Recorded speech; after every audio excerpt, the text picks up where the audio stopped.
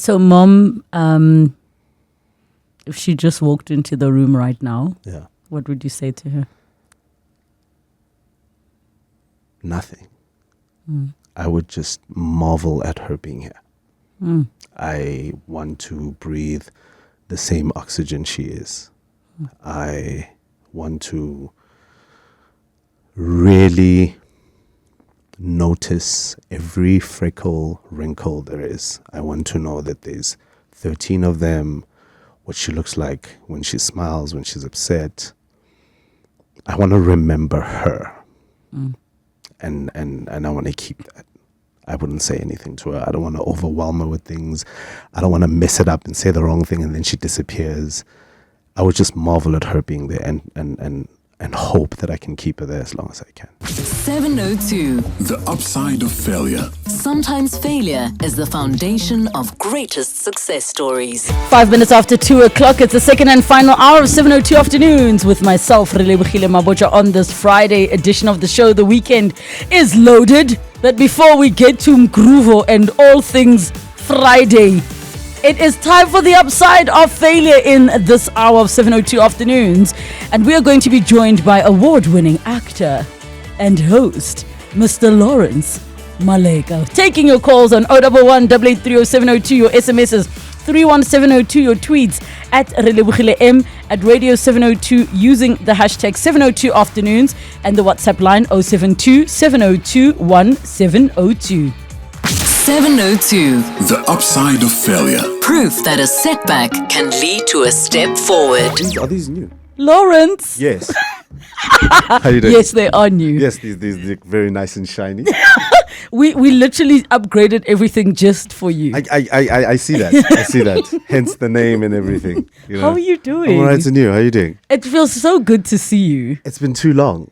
It really has. It really has been too long. And it only dawned on me that we've known each other For way too long. Just now when you came in the studio. Yeah. And I'm so excited because the team and I have been talking about having you on the show for a while, and it's tricky. I think people don't realize it when they say, why don't you have Mang? I'm like, listen, actors have crazy schedules and it becomes very tricky to plan, but we were so fortunate we were able to get you. Thank you so much for having me. I've been meaning to come in as well. So many things on your end. What do you mean on my end? I just wanted to go, yo, congratulations. Yo, you're doing well. Yo, you're amazing. It's just, the timings of it has been quite crazy. I just want to backtrack for a bit to about 10 years ago. You and I were working in the same office. Bongwe Productions. Yes. Pepsi Pokane's business. Yes. And you were working on a show that actually broadcast where? Everywhere except South Africa. Yes. I was just like... The entire continent knows who I am except at home. But you know what's so funny when you were hosting Stargist, and I mean, I think I was producing Africafe then. Yes. And you were a host then. We shot there at some point with Vimbai. Yes. But what's so funny is because we never really interacted for the beginning period, I actually thought you were Nigerian for a period. It's so bad. I get that a lot. Everybody thought you were Nigerian. For a good while, people assumed I was Nigerian because I was based in Nigeria for about 2 years at some point. Yes. You know what I mean? But a lot of people will come up to me like, "Hey, brother." I'm like, "Hey, how you doing, sir?" And you said, "I did fine." I'm like, "Listen to me." But I think it has to do with my somewhat Zimbabwean heritage as well. Yes. So I get that a lot. So like, we're not all hardcore African. I'm like, yes, there we are, hardcore. But in hindsight, I just feel like that part of your journey was probably the best thing to happen to you because I got to see you, sort of trying to do that breakthrough thing. Yeah. But in hindsight, because I remember talking about you with when our star just ended, and I was like, I want to know more about this guy. They're like, no, it's also I'm like, how? Okay. And then the conversation, but then I slowly started seeing you popping up, and I was like, I feel like he needed that star just experience, that daily show, that getting into the grind, because now I see it in how you host today. Yeah. you are brilliant because things are living in your muscle memory. Yes. You are doing something every single day, honing your craft. Yeah. I'm really grateful for that period in time. It also struck up a friendship between myself and Pepsi, which is, for me, it's funny because I pick work based on a number of different things. Like I'll pick a job just because I want to work with you. Yes. And I want to be in your midst, and I want to Yes. be around you. And I think that's sort of what happened with the Bongwe period, with working with Pepsi. I'd watched him a lot, and then this opportunity came about that a friend told me about, and then I was like, yeah, for sure, I'll jump in. And doing that every day, I don't think people really take into account what that does, to come in every day and just be someone new, someone fresh, have content. It was just, a training ground, as you say, in going, okay, cool. If we're honestly saying that this is going to be for life and this is what you would do for life, let's put that to the test. Let's see you on days where you don't want to work. Yes. Let's see what that's like. Yes. You know what I mean? So it was a humbling experience and a learning experience. And of course, shout out to people like Pepsi who've become big brothers to many of us in this industry. Yeah, I annoy him. Sometimes I'll just send him texts and be like, show ya porra. Like but he's a great guy. You're not my boss anymore. Yeah, no, he'll call us. Like, celebrity like, I don't know how to help you. So prior to that particular opportunity happening, and that period in your life, when you were like just a little boy growing up, what was your understanding of what failure is? And I'm not talking the hindsight part of it. Was failure like you're already seeing the belt in your head? Like, was that failure, or what was failure for you as a kid? Failure for me as a kid was academia, because my family was really big on academia. Not because my mom was a very intelligent woman, but she didn't have any formal training in everything that she did. I only found out later in life that my mom actually worked as an accountant without knowing she was doing books for the company. What did you think she was doing? No, like she was doing books, but she never went to school formally. Oh. So she was trained on how to do books for the company, but for her it wasn't content. Like, I no, get what you're saying. it's because she didn't have the paper that said you are this. Yeah, so for me at home, academia was the thing. It was just like you have to be the best at what you're saying you're doing. You have to be the best at these subjects. And my dad was really big on that, because my dad also didn't have the fortune of having formal training or formal schooling. So for him, he just made a plain decision. All of them. So my sister's a lawyer, she's a law graduate. My brother, I call him a hood graduate. Everything I learned in life was through my brother. And then for me, it was school. And then after that, go to Wits. And after that, find a path, do the thing. So academia for me when I was younger was failure. If I got anything less than 75%, 80%, I was just like, what's the point? I can't take this home. So how did you then internalize that? Because after a certain amount of I can't take this home, you start to create a narrative about who you are. Yes. So, and that's the juxtaposition of later on in life, right? So I had learned and mastered how to be a great and exceptional student. So I knew how to, captain of the debate team. All right, cool. This is what I'm doing. I'm going to be top 10 every year.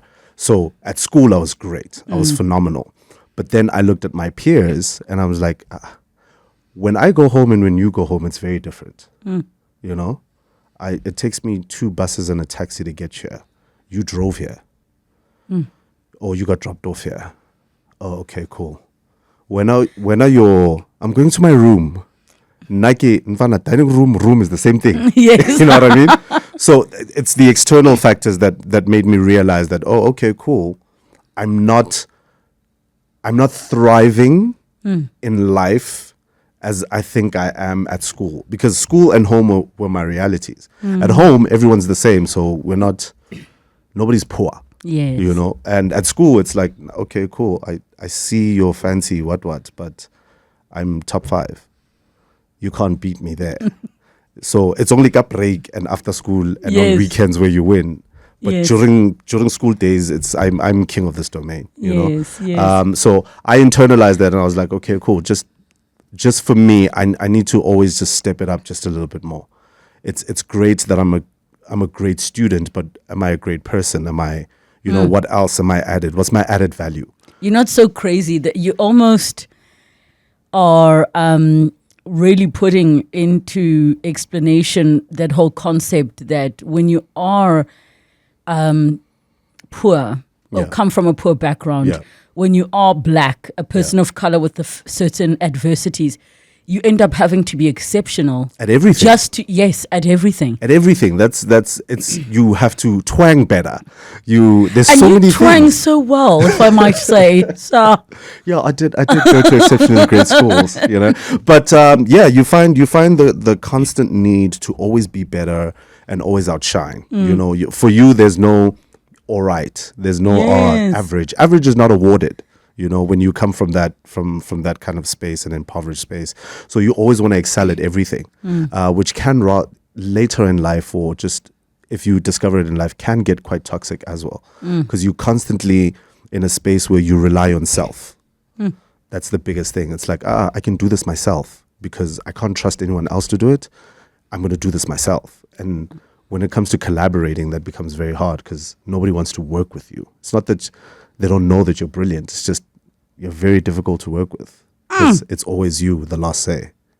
when we come back, we're going to break that down a little bit. 011 883 0702 and the WhatsApp line 072 702 1702. 19 minutes after 2 o'clock. It is the upside of failure. Today we're with Lawrence Maleka, who is an actor and a television presenter, but also all-round cool human being.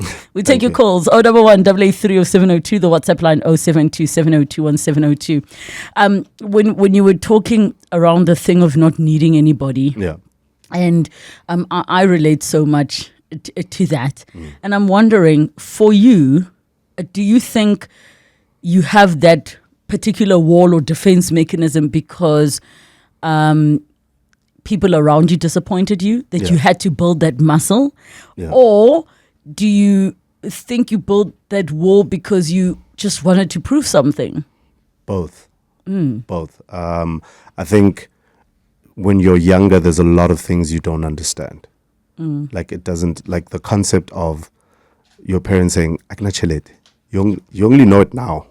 And like, actually, I used to tell I used to say to my mom back then, when I'd ask for something, she'd say she doesn't have money. I said, just write a check. Because I didn't understand. Yes, just write it. Write the check. Like, girl, So I've seen things. you at the tail writing the checkbook. So it's like that. So when you're younger, you don't understand why certain things aren't happening. And you become very, very angry, but in your anger, you become isolated in your anger. So with that, you start developing things and mechanisms for you to cope with the disappointment that you're facing. So you're either not setting the bar that high for yourself because you know you can't get that, or you are talking yourself out of a lot of things because you're just like, but it won't happen anyway because at some point I'm going to need this and my family won't be able, it's fine. Or I'll just do this myself. It's whatever, You literally just reminded me, like, I'm having a light bulb moment, specifically what you're saying. When I was in, I think it was primary school, I remember I got an opportunity to go abroad to the Czech Republic. And everything was down, like I got part of it sponsored and the rest my parents had to put money in. And I remember the day finding out that it wasn't going to happen after they had said, you're doing this thing. And I was so devastated. And what I'm realizing is the other layer of understanding when somebody says there isn't money, there isn't money. Is understanding the pain of somebody who genuinely wanted to do something for you and now couldn't. not being able to do it for you. It's weird. So I have these conversations. I remember I was sitting once, I'm going to name drop, everyone backdrop. I was with Zake Spantwini. Grammy Award winning. Yes. I know people. So we were with Zake and we're having lunch and we're having a conversation. And it was that frustration that we were talking about. And he put it so beautifully. And he's like, sometimes we tell our parents that we want to go to the moon and they say no. And it's not because your parents don't believe you when you say you want to go to the moon. It's that they feel they're not worthy of a child who thinks they can go to the moon, And I was just like, whoa, you know? I was like, and it gave me a whole different perspective on how I viewed my parents. Because I had a conversation with my dad, because I started being in business and doing a lot of things when I was really, really young. And I had a conversation with him. I'm like, how did you keep me contained? I was 19 years old and I was making way more money than you were at the time, you know? And I was like, how is it that I still came home at 7 and locked the gate? Yes. That I didn't lose my mind and go, you know? And he broke that down to me, you know, and he made me understand that there's only so much that we can do, and then there's you in the world, right? And with all the teachings that we've given you, you then decide what person you are, right? You can't come back and blame me because you've made the decision. I gave you the tools, but you made the decision. So that for me changed my entire perspective and going, okay, cool. It's sometimes we carry other people's stories and we're fighting battles that aren't even ours. Have you forgiven your father? Yes. And I asked this because I'm working through my own journey of forgiveness. And I asked my therapist the other day, if I get mad though again, does it mean I haven't forgiven them? And I had to ask this question, like, did I let it go? And I got the answer. Mutwa live broadcasting. And I got the answer for myself. But I'm curious before I tell you what I figured out about that conversation. Yeah. For you, do you ever still have moments of being angry about certain things that you're like, I decided to forgive this? No, not anymore. Because another thing I had to realize is that my dad is his own person. And I am my own person, right? And by virtue of me and my father being two different people, we formed a relationship where we can coexist, right? And us coexisting is built on love. So no matter what happens, I love you first, but I don't like this, right? So it's a thing of going, you're my father anywhere in the world, but please be my father and understand that moke haka. Yes. You understand? It's like, I understand, but moke haka. And this is what I do, and this is what I don't do, and these are the practices that I've chosen for myself. But I respect and understand your teachings, which is why I still do it the Ntate Maleka way, you know, but Ntate Maleka Junior way it's so.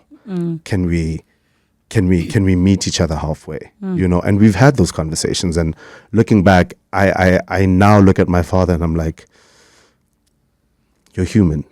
You are my hero and my superhero, and I can draw inspiration in some of the things that I went into because of you. But with you being Superman, you bleed. And that's okay. Because Superman is also, he takes off that cape and he's just Clark. Yeah, he's Clark. It's and once I see you that way, I understand. So the light bulb moment I had, because I had to challenge myself, was that I forgave whatever I forgave. Certain things were triggering me, and I was angry about them recurring. So it's not that I hadn't forgiven this thing you did 20 years ago. It's that it's still kind of there. Yeah. And then the lesson that I realized is your forgiveness is not a one-time event. No. And that's part of the process of the acceptance in the hand, because eventually you reach the point where you're like, this is who you are. Yeah. Right? So how do you navigate that part of accepting? Because yes, he is his own person, but we still have certain inner child yearnings we have of our parents. Yes. That we feel in the most random of times, because he might look at you and be like, "Untate wena." Yes. You are a man. Oh, no, for sure. But there's that little Lawrence who's like, but No, that I one went to time her. you Yeah. didn't, you Yeah. know? And that's the relationship I had with my dad. My dad worked. So I never really got to spend time or see my dad. He worked a lot, you know, and that's one of the things, it's both a privilege and a curse for me, because I'm a workaholic, you know. So I get that from him, and also not communicating my feelings, right? I can sit with you and I can walk you through whatever problems you have, just don't ask me what I'm going through, because I'm not going to open up, and Yes. that's something I get from my dad. But for me, it's every day, like any other relationship. I'm working at it, and I choose to work at it, and I love you, and you're my father, and we're doing this life thing. Did you take your golden horn to him? I haven't taken it home yet, and it's You know, it's a tradition every time. All my awards are at home, so I haven't taken it home yet. And he sent me a text the other day, and he's like, my dad says, you must bring that award home. Also, hauna dijo. I was just like, I absolutely love just the realness yeah, it's just like, hauna of dijo. that. I'm like, what do you mean? I'm like, what There's do you no mean? food also. Just as by the by. Yeah, just by the by. There's no food. Happy for you. Great stuff. Broto libis. That's what I need. I said to my son, I said, this is mommy's new baby. Yeah. You're not the baby anymore. You're not the baby. This is Yeah. mommy's new This is baby. mommy's number one. It's like you must share time. Yes, yes. But I so love that you are on that journey, because we know that there are many men, black men in particular, brown men, Yeah. Indian colored men, and the entire spectrum, who are not yet at the point where you can have human to human discussion, man to your father. Yeah. I'm not even saying child to parent. I'm specifically saying man to father. What have you learned that you could share that people don't have to go through that? For me, and again, this is not man to father, this is daughter to father, daughter to mother. I learned to decide, do I want these people in my life? Do I want friendships with them? And the answer was yes. Then everything became easy. Really bra. Yeah. With my parents. What did you learn, and how did you figure that out? Credit has to go to my sister. Was she the peacemaker? My sister is the eldest in the family. She's the rock. She's the she's everything. My sister is just amazing. My sister she was the first to help us navigate, and that's where I go to as a source of strength and companionship, and please make it make sense. So I grew up in a women-dominated household, like women-dominated. And bona yanong uwina the award. Like Ke rona, everything, guys. women. Guys, I want to tell you now. If you want anything of yours to go right, listen to the woman in your life. Just don't say anything. Just listen. Just listen and do. Watch how your life changes. So my sister helped me navigate that, and for her, she pulled me back, and she said, "Don't react. Just watch him. First, watch your father." And see him, because I see him this way, right? You need to see him from a male perspective, looking at another male, right? First understand him there, and then make your way in, because once you understand it, then you can tackle it, right? So that's how I got to that point with my dad, by having my sister walk me through it and go, Mamel, just wait. Then, and when I started conversing with my dad, I actually realized, and it's a joke that I have with people where I'm just like, yeah, your boss is actually a nice guy. Yes. Like, because oh, my boss is blah, blah, blah. But with my dad, I got to learn him as a person. I was like, you're actually quite cool. And you were cool. You had dreams and hopes and aspirations and dreams. You had traumas that You had affected traumas. you Yeah. as well. It was crazy to hear the story that my dad went through just to get to South Africa. It's the upside of failure. We're still with Lawrence Maleka, award-winning actor and host. We take your calls on 011 8830702 and the WhatsApp line 0727021702. I really, really love that you are open to receive, because I have a gut feeling that you're more of an introvert than anything else, and that you get very shy, and the reason it's a lot of money to get you out the house is because you're not trying to actually do that. Do you find that is the case because other people's energies yahu imela, or they are draining? Yes, and yes and no.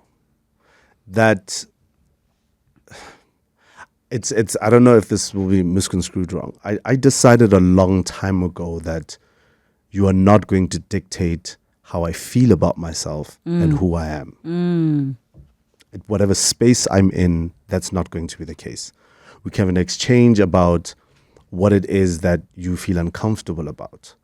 But if any point in the discussion, it becomes about you going out of your way to make me know and feel that I am this, that's when I disengage. Because then you're coming for me as a person, and you only know me through an interaction, and that's unfair. So for me, it's that. It's going, if I'm happy today, I'm deciding I'm happy the whole day. So whatever energy you're bringing to me, yes, we'll have that exchange, but I'm still going to be happy. So you don't get to dictate that at the end of this exchange, I must now be upset and carry that with me the whole day. And then whenever you get to carry on and be fine, I don't subscribe to that. Which is why I keep to myself. And if I'm going to engage with you, you're going to get whatever self I am that day. Yeah. In terms of, looking back at some of your own personal life experiences, just with regards to failures, what survivor's remorse are you dealing with? Being the breadwinner. 2, having to go back to a space that you grew up in, with people you grew up with, and life has significantly changed for you than it has for the people that you grew up with. The reason why I'm always talking about Kasiaka is because those people support me through and through, and these are people that I grew up with. Like, I can't pretend I don't know Bongani or JBL or any of these guys, but it's one of those things where, whether it's said or unsaid, there is a difference in who I am now and who I was then. So much so to the point where I'm no longer in the space that they're in. I no longer live there. I now get to hear what happened as opposed to it being a conversation about what we experienced, So I do feel some type of way about it sometimes, and it shows up in little subtle things where I can't relate to certain things anymore. I can't. There's an expectation that when I'm around, there must be a provision of, those kinds of things are things that you experience. But that's what I do. Is that a little bit of a burden that you resent at times, that there is an because the other side of the survivor's remorse is the side of everybody feeling like you should have taken them with you, but in real life it's not really practical. Like you would if you could, but if Lawrence Uteng, we're gonna be, Yes. Do you ever feel any kind of resentment towards that expectation? Because the reality is, in our industry, we're not yet at a place where we can be made because of one show. Or like, just because you took home the golden horn, people think there was a 3 million rand. Yeah, you can't. There is, because now you almost know when the phone rings what it's about. It's not necessarily a, hey, I'm checking up on you, or hey, you're the last call or the first call they can't make because they're going through and they need and you almost sort of start to question you're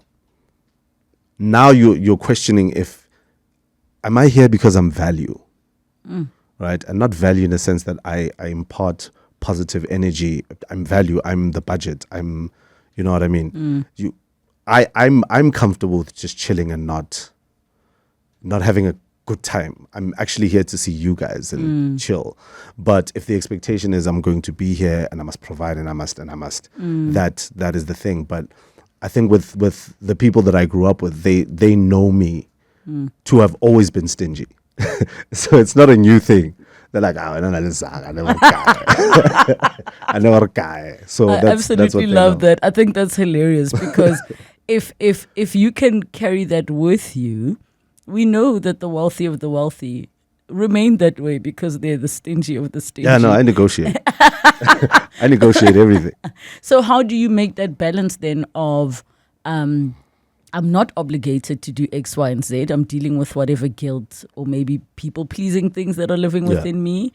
And actually being like, no, guys, not today. Actually, I can't. Even if you're just asking for 50 Rand, which on that day maybe is nothing to you. Yeah. But out of principle that not today. It's weird because it's like I've gotten to a place in my life where Kokasiri beats up Grotman.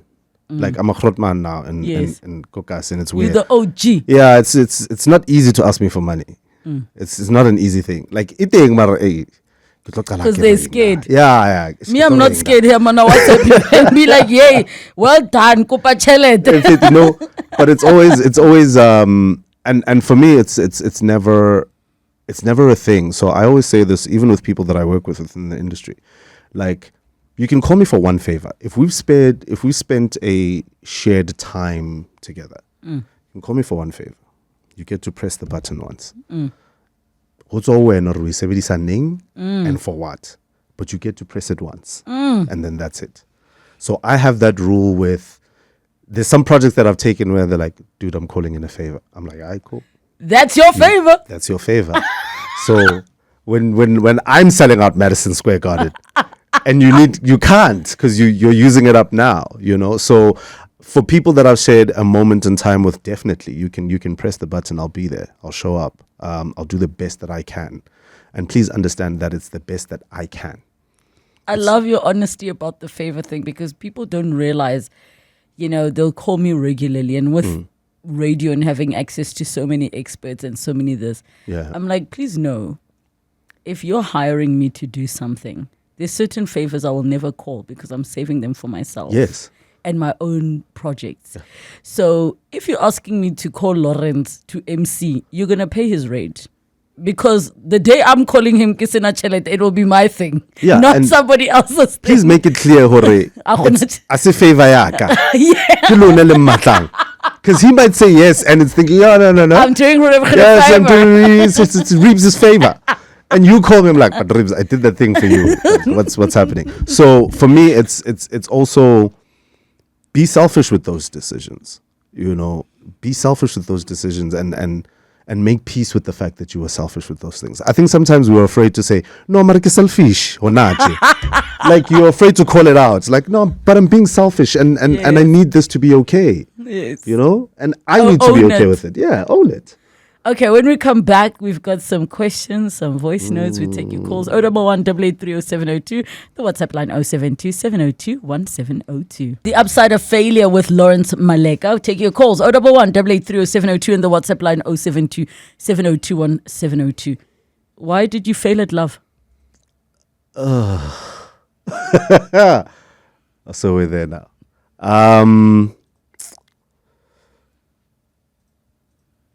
I had a lot of understanding of myself to do. I did not take into account how you wanted to be loved. I loved you my way. And it's my space that I was bringing you into. And I quickly realized that you were not ready for me. In my past relationship, I had to step back and go, okay, cool. I understand this for what it is, and it's okay. So why are you still closing yourself off, though? Because now you know. Why are you still closing yourself off? Because I'm hurt by the experience.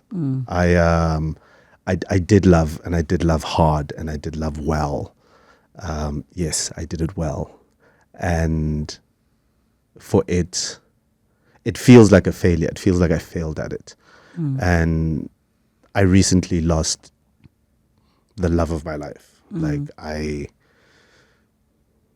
my mother was the world to me. And I'm not ready for that yet. I'm not ready to give, and I'm not ready to receive. I don't want anything to do with that right now. Yeah. It hurts too much. Why is that correlation there? Do you feel like what's available needs to within you needs to live within the healing, or you don't have the capacity to have a new love to give because you're still grieving a different love? I'm still grieving. It's my world fell apart. My entire everything. So much so to a point where I stopped loving what I do. So I haven't worked in a year. I left everything. I left and I've been away. I've only just recently came back. So when people see me now, they're like, "Oh, when are you always working?" I'm like, "No, guys, I literally came back just to do these two jobs." When that happened, I couldn't find anything to love. Absolutely nothing. Like, I feel numb towards everything, you know? And for me to fall back into that space again and love it differently, because when I loved it before, I loved it with a crutch. I loved it with someone I could speak to about. She's the first call I made every day for everything. And I don't have that anymore. Yeah. Well, let me tell you about a love that never dies, of the people who absolutely love the work that you do. Yay. Relebogile, please greet Umfanaga Andy. I loved how he portrayed Zolani. Brilliant acting on the river. Hi Relebogile, I love Lawrence so much. Please ask him to speak that lingo called the river. So many messages that are coming through. Kabelon Monjo just commenting on what we're saying about understanding about parents not having money, saying, Relebogile, my wife's nephew used to say, keep the change to waiters at restaurants. Still a scholar then. I told them all three, including my two girls, wait until you guys work and pay. And I hardly hear him inviting me to a restaurant even. He just gives me takeaway rather, but I appreciate. And on Twitter, some of the messages that are coming through also sharing love. One says, I'm so loving the realness of your conversation with Lawrence, that Lindy. And I missed another one. Velase says, please tell Lawrence I say hi. Relebogile. How are you going to now in this new chapter of trying to figure out what the colors of the world need to look like again, or what things that taste nice need to taste like? How are you going to navigate that next chapter? Because I know for a fact there are many people who something happened to them and things were never the same again. And they're trying to figure out how to love again, be it love your job, be it love your dog, love your partner. Have you put a strategy in place, or you sort of like, I'm just going to get up and do what I need to because it's what she would have wanted me to do? No, I'm still dealing and I'm real about where I am, and I'm real about what I'm going through, especially with very, very close friends and my support structure and my family, you know, because it's no one else understands. You can't articulate it, you know. You find songs and poems and in reference to it. It's an indescribable feeling, you know. And because it's that, there's no logic that you can apply to it, you know. So for me, it's waking up every day and just going through whatever mantra that I go through in the morning, and having that conversation with her, and just healing and forgiving, you know. So Mom, if she just walked into the room right now, what would you say to her? Nothing. I would just marvel at her being here. I want to breathe the same oxygen she is. I want to really notice every freckle, wrinkle there is. I want to know that there's 13 of them, what she looks like when she smiles, when she's upset. I want to remember her. And I want to keep that. I wouldn't say anything to her. I don't want to overwhelm her with things. I don't want to mess it up and say the wrong thing and then she disappears. I would just marvel at her being there and and hope that I can keep her there as long as I can. Yeah. That is so beautifully said. So, in honor of Mama, and maybe share with us what she stood for, and you know, with you doing the things that you do, I know we've spoken a lot about Papa. Yeah. But in line with where you are today, in honor of Mama, what would you share she stood for that you can feel is living its way through you? I'm working towards that. I'm and it's not even romanticizing the woman she was. I'm working towards that.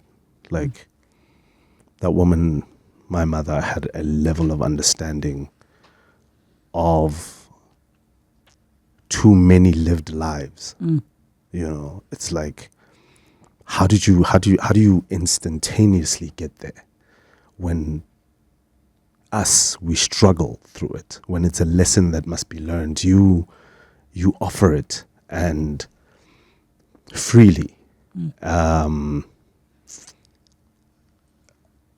I say this to people, like, I've never seen my mom and dad fight. Never. So for me, when I'm in a relationship and you scream, I don't know what to do. I'm like, this is not normal for me, because I never got to see that. I'm speaking about a woman who would wake up at 4 a.m. to make muffins for my dad because he has to go to work and she isn't. I'm speaking about a woman who had tolerance for all of it and wanted to understand why, particularly Ule saw, and not just instantaneously chase you away, you know. A woman who taught me manners because she said, Hobona motu is the biggest thing. People to be seen, just that's enough for a person. So their existence acknowledged. Yeah. You know. So for her, she wouldn't get mad that Akadu Medisa, she'd get mad that I didn't see people. You know, that was the thing. And I think it's powerful. So on that note, in one sentence, what would you share with everybody you know about failure? Yeah. Now that you've lived the life that you've lived, what do you know for sure about failure? It's going to happen. It's inevitable. That's how you learn. Put on a helmet. Pray. And understand that it's a journey you're taking on your own, but you don't have to do it yourself. That's what it is. Lawrence, I love you. I love your work. Thank you. You are an exceptional talent, and I feel like you're only just getting started. I cannot wait to see what's in store for you. And welcome back. Thank you very much. It feels good to be back. Thank you for having me. I'm equally a fan. Like, how understanding. Do you understand that at Urban Brew, I used to intern on your show? What? Yeah, it was bad. Guys, I did a lot of work, okay? I'm late for news. You're going to have to tune into the socials to hear the rest of this. I didn't know that. All right. I'm so sorry, Lawrence Maleka. The conversation will be podcast. 702. The upside of failure. Sometimes failure is the foundation of greatest success stories.